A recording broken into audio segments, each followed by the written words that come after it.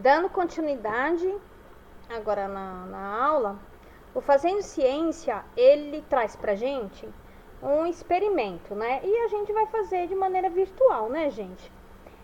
Vocês sabem que se a gente estivesse lá na sala de aula, vocês sabem como é que a tia Gi ia fazer, né? Um traz o pires, o outro traz a colher de café, o outro traz o sistema de corrente elétrica, que é o circuito elétrico, já pronto. Aí o outro ia ter que buscar água destilada, ia ter que arrumar, ou então, né, a gente ia ter que passar pelo destilador. Sal de cozinha, açúcar e 3 Becker, certo? E a lâmpada incandescente, vocês teriam que estar trazendo para mim, era de 15 watts. E esse negócio aqui, lembrar os alunos que água mineral é uma solução e que a água destilada, a princípio, é uma substância pura, né? Então, lembrando aí, ele pede água destilada aí para fazer a diferença entre água destilada e água torneiral, né? Na verdade, água mineral. É que a água destilada, né? Vocês sabem que a água mineral, se vocês olharem por exemplo, numa garrafinha de água, ela tem lá uma composição química que além da molécula de água, ela tem outros minerais, sódio, até minerais assim, por exemplo, de mina mesmo, água rica em ferro, água rica em alumínio. Bom, ela tem lá os minerais, né? Água mineral. E essa água mineral que a gente bebe, a água que a gente bebe, ela tem que ser mineral, ela não pode ser água destilada. O que é água destilada? Água destilada, eu já expliquei isso para vocês lá na sala de aula, mas vamos lá, ver se quem não lembra. Água destilada passou pelo destilador e a gente só vai ter molécula de água ali compondo. Não tem mais nada, não tem nenhum sal, nada, tá bom? Bom, a orientação que eu dou para vocês, bem, uma coisa eu vou falar. Se alguém tem o pai ou algum parente que saiba fazer esse circuito elétrico, eu acho até legal vocês poderem fazer isso em casa, tá bom? Mas como ela é corrente elétrica, não é difícil fazer o circuito. Na internet tem um monte ensinando, mas um monte mesmo. E provavelmente também o tio Rômulo talvez tenha falado alguma coisa com vocês sobre isso. Eu não sei, né? Mas, assim, né, de corrente elétrica, capaz que ele talvez tenha falado como é que deve se construir um circuito, eu não sei. Bom, aí, o que acontece aqui, ó? A orientação que eu coloquei aqui pra vocês é o seguinte. Então, a gente vai fazer de maneira virtual. E nesse caso, virtual mesmo é o topical, tá bom? E para que ele serve? Para vocês pensarem sobre a condução da corrente elétrica por algumas substâncias. E essas substâncias, elas vão ser misturadas com a água, né? Elas vão ser formadas por uma solução. E aí a gente vai ver aquela aqui, que nem tá mostrando aqui, olha. Tá vendo? Isso aqui é um circuito, né? Um circuito ligado na corrente elétrica. E aí você liga um dos polos direto aqui na substância da qual você vai fazer a experiência. O outro passa por um sisteminha que você colocou uma lâmpada e também ligado na mesma substância. E se ele for um eletrólito, se essa substância for um eletrólito, eletrólitos são as substâncias que passam corrente elétrica, tá bom? Que conduzem a eletricidade. Então, se ela for um eletrólito, essa corrente vai continuar aqui e aí vai acender a lâmpada, tá bem? Então, tá falando que a água pura não é boa condutora de eletricidade, pois ela não tem íons livres, ela só tem água, ela só tem molécula de água, H2O, né? Diferentemente da água do mar. Na água do mar, além da água, o que a gente tem? A gente tem o sal, né? E outros minerais também, outros sais também lá, outros sais minerais lá. Aí ele tá falando sobre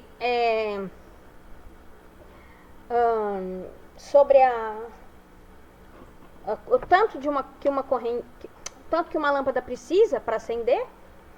E ele também está falando que ela vai acender somente se tiver o íons livre, aqui, vamos, tiver os íons livres aqui, para a corrente poder passar. Quando eu tinha falar íons livres, né, retomando aí, são os íons mais e os íons menos, tá? Os cátions e os ânions. Bom, aí ele está falando, ele está dizendo o seguinte, que o principal constituinte do sal de cozinha é, lembre-se que o principal do sal de cozinha é o cloreto, e de que o constituinte principal comum, como é que é? Lembre-se de que o constituinte principal do sal de cozinha é o cloreto de sódio, e de que o constituinte principal do açúcar, tá. Então ele está falando que o cloreto de sódio é o principal componente do sal de cozinha. E essa sacarose, C12H12O11, é o principal componente do açúcar. O açúcar que a gente come, né? O açúcar que a gente põe na comida, nas coisas doces. Por que ele está falando isso aqui? Eu quero que vocês observem o seguinte. A gente já falou sobre a formação do sal de cozinha. Acabamos de falar, né? Foi o primeiro exemplo de ligação iônica aí que vocês tiveram. Só que a gente ainda não falou da formação... Não, na verdade a gente até já falou da formação também da sacarose. A formação da molécula de sacarose, ela é feita através da ligação covalente, que foi a outra aula, né? Tá vendo? Aqui só tem átomos que querem ganhar, ó. Esse compartilha, esse quer ganhar, então eles vão, na verdade, tudo compartilhar. Esse exemplo, se eu não me engano, também teve da sacarose. Ah, não, teve exemplo, acho que era da glicose que mostrava na aula de ligações covalentes, mas é a mesma coisa, tá? É o mesmo princípio. Bom, por que ele está falando isso? Porque aqui, quando colocado em solução, vai ter os íons. Não são os íons que formam essa substância? Aqui não. Ela não vai, essa molécula não vai conduzir eletricidade. Por quê? Porque ela não vai formar, não tem formação de íons, tá bom? Existem algumas moléculas, algumas substâncias que né, são formadas por ligação covalente, sim, que elas conduzem eletricidade. Mas, não, peraí, deixa eu pensar. Por exemplo, os ácidos, né? Os ácidos, que nem a gente viu lá... Qual foi o ácido? Acho que eu falei do ácido acético, vinagre. Bem, se eu não falei aqui, vai falar também. Peraí, então vamos continuar, ó. Então ele pede para vocês colocarem nos pires uma colher de sal de cozinha e no outro uma colher de açúcar.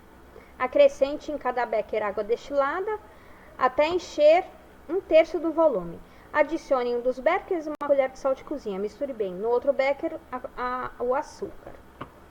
E o teste cada um dos sistemas. Você vai pôr o sisteminha, né? Vai enfiar aí os polos tanto na água com sal e depois vai enfiar na água com açúcar. E então a água com sal a gente chama solução salina, tá bom?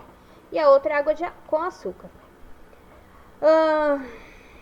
Ele pede para que vocês lavem bem, né, as extremidades assim que terminar de um para o outro, porque senão vai dar interferência. E observe o que aconteceu. Bom, o que vai acontecer? Vocês, acho que já pelo que eu expliquei aqui, dá para vocês preverem que quando o sistema for inserido no becker que tem sal, a lâmpada acende, porque tem os íons lá soltinhos, se movimentando, né? Isso faz com que os íons se movimentem. Isso faz com que o sal se dissolva, né? Assim que a gente sempre ouve falar. Agora, aqui o açúcar não vai se misturar, não vai se dissolver com a água. E a molécula de açúcar mesmo. E aí não vai conduzir, não vai ter íons, não vai ter mais nem menos lá. E então a lâmpada não vai acender, tá bom? E aí essa é a conclusão, ó. Vamos ver o que ele pergunta. Com qual material a lâmpada acende? A lâmpada acende somente com a solução salina. Qual a condição necessária para que ocorra a condução de corrente elétrica? Para que os materiais conduzam corrente elétrica é necessária a existência de cargas em movimentos, como os íons livres. A condução de corrente elétrica ocorre tanto para o composto molecular, no caso do açúcar, quanto para o composto iônico, o sal, quando dissolvidos na água. Justifique sua resposta. A condução de corrente elétrica só ocorre com compostos iônicos, o sal de cozinha. quando dissolvidos na água. A presença da água favorece a mobilidade, ou seja, a movimentação dos íons, e com isso permitiu a ocorrência da condução de corrente elétrica. O açúcar não faz isso na água, tá bom? Então, uma outra coisa que ele está falando aqui é processo de solvatação. O que é isso? Que quando uma substância iônica, né, é colocada na água, você adiciona água nela, vocês lembram que a gente, logo no início dessa matéria, desse semestre, a gente falou que a água é o solvente universal, a água dissolve, a água é as moléculas se solubilizam, a água é o solvente universal, vocês lembram disso? Bom, o que acontece? Quando esses íons, eles entram em contato, eles são envolvidos pelas moléculas da água, né, que é um solvente, que é o solvente no qual a gente está usando para misturar tudo ali. E essa situação da água envolver esses íons, exatamente se chama processo solvatação, tá bem? Porque o que acontece? Conforme a água envolve cada íon, vamos pegar o sal, né? O sódio e o cloro. A água envolvendo, é difícil que eles novamente não é difícil, eles acabam assim até se aproximando, né? Mas é difícil, ou melhor, dificulta a atração do íon positivo com o íon negativo, né? Os cátions e os ânions. E com isso, essa separação faz com que eles se movimentem mais dentro da solução, tá bom? Eles estão mais soltinhos. Bem, isso aqui eu quero que vocês prestem atenção nessa palavra aqui, dissociação iônica. Então, presta atenção. Uma substância, um composto iônico, ele sofre dissociação iônica. Olha, então aqui está explicando, aqui de maneira para vocês entenderem, olha, é representado. Ó. Aqui está a equação química representando a dissociação iônica do sal. Então está aqui o composto iônico, né? Cloreto de sódio no estado sólido. E aí, vocês estão vendo que aí tem a setinha mostrando que vai haver uma reação, alguma coisa. E aí ele mostra agora já os íons separados, né? O sódio mais e o cloro menos. Separado, tá vendo? Mais aqui é sódio mais cloro. Íon, né? E eles colocam essa palavra aqui de falar que eles estão numa solução, eles estão numa situação aquosa, tá bom? Aqui é de aquoso. Então, sódio aquoso, íon sódio aquoso mais íon cloro aquoso. É isso que acontece quando cai na água. Separa aqui de novo os íons, né? Não é que separa, né? Que um tá dando o elétron pro outro, né? Assim? Na verdade, faz essa solvatação, envolve eles na água, tá bom? Aqui ele está mostrando, deixa eu ver, a dissociação iônica exatamente, ó. Aqui está o cristalino, né? A formação cristalina aqui do sal de cozinha, tá vendo? Eles estão todos juntinhos, tal. Aqui está a molécula de água, as moléculas de água, olha, tá vendo? Esse vermelhinho é oxigênio e esses dois menorzinhos são o nitrogênio. Aí, quando o cloro e o sódio, né, o cloreto de sódio e o sal cai na água, acontece isso aqui, tá vendo? Ó, as moléculas de água envolvendo aqui, no caso aqui, o sódio, né? Ele tá mostrando só do sódio. E aí ele também tá mostrando uma outra formação aqui, que eu não consigo. Aqui tá um outro, tá vendo? Tipo fazendo um círculo. O meu tá meio ruim de enxergar, mas é isso mesmo, tá bom, galera? Então aí o exemplo da solvatação, então envolvendo as moléculas aí dos íons, tá bom? Uma coisa que mistura homogênea é aquela que você consegue, aquela que mostra que a solução, uma solução, por exemplo, água com sal de cozinha, é uma mistura homogênea, tá bom? Apresenta uma única fase. Se você pega um copo com água e um copo com, não muito, né, mas com um pouco de sal, você forma uma solução. Você mistura bem misturadinho e aí você bota lá 2 copos d'água, dá para uma pessoa beber, ela não vai saber a princípio, porque você não pôs muito sal, né? Você não pôs muito sal ao ponto dele ir precipitar, não. Ela não vai saber, então é uma mistura homogênea, é uma fase só, né? A gente já passou dessa fase também lá no começo do ano. Aí ele tá falando que esse químico Arrhenius, né? August Arrhenius, Stephen August Arrhenius. Nós vamos falar muito desse químico no segundo ano do ensino médio, né? Então, Arrhenius, ele formulou essa hipótese da existência das cargas elétricas livres, das quais, sim, devido à existência dessas cargas elétricas livres, aí havia, né, através dela, a condução da corrente, através delas, a condução da corrente elétrica, tá bom? Isso no meio aquoso, tá bem? Ó, no meio aquoso apresentava cargas positivas e negativas em movimentação, onde ocorria a passagem de eletricidade. Então, eles foram classificados como eletrólitos. Então, eletrólitos... Opa, aqui tá. Aqui.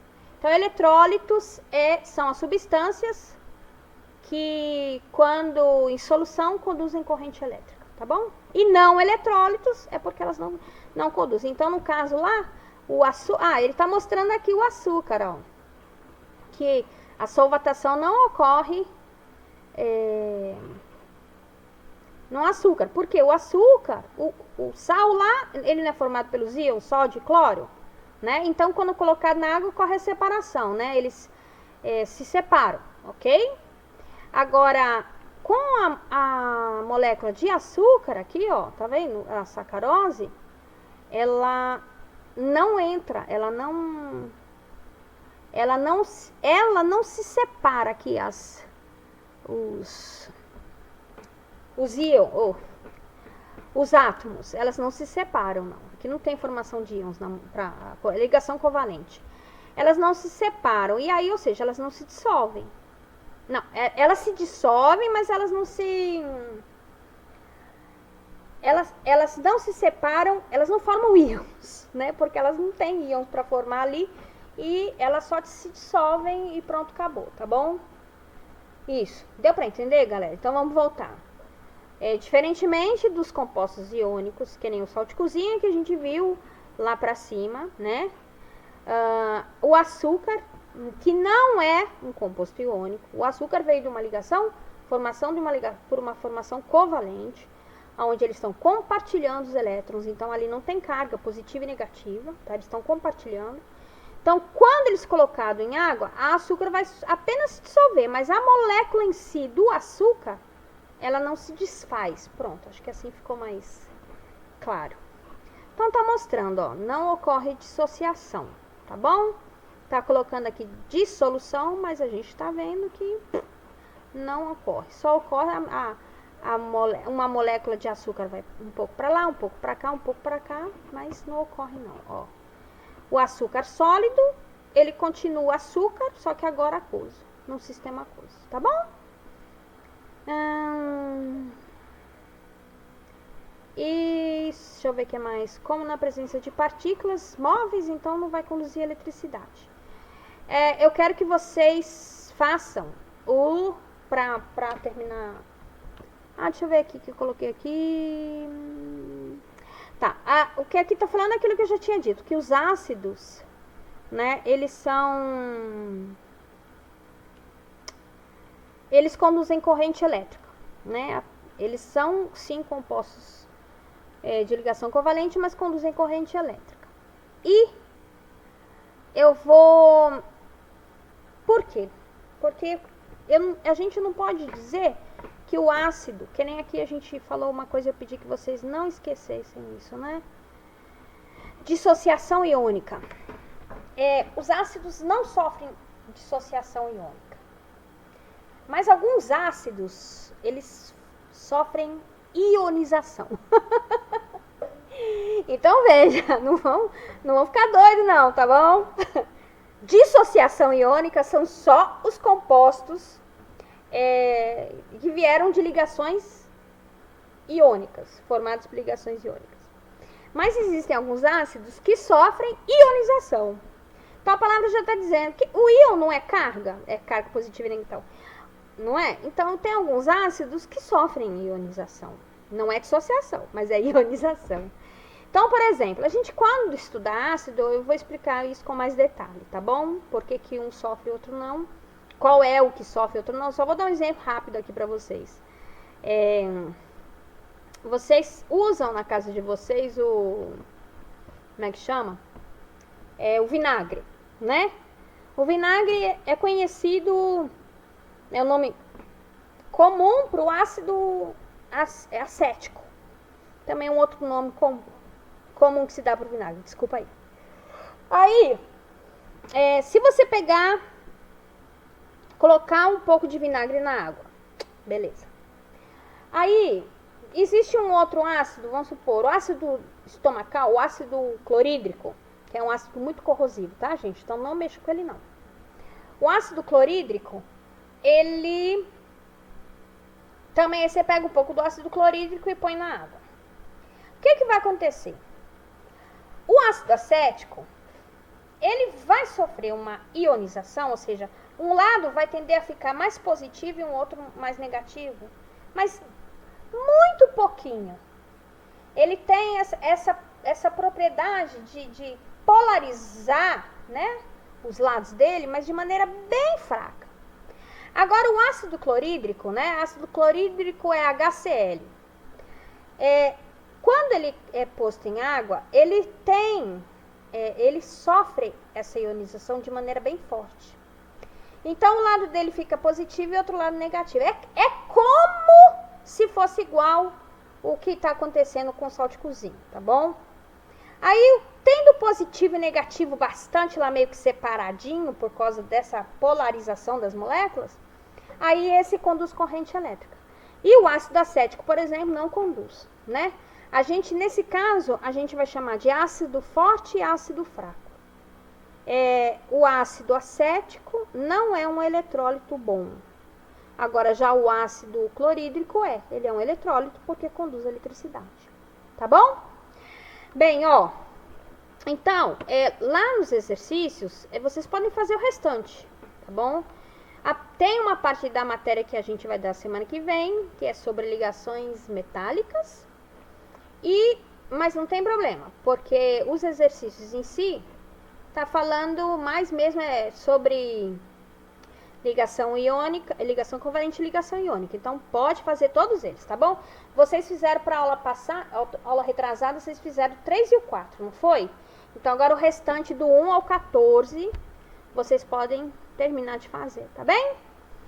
E a gente fica aqui, nesse momento, nesse período, né? Bom final de semana para vocês, bom divertimento, bom descanso, né? E fiquem com Deus, tá? E até semana que vem. Um grande abraço!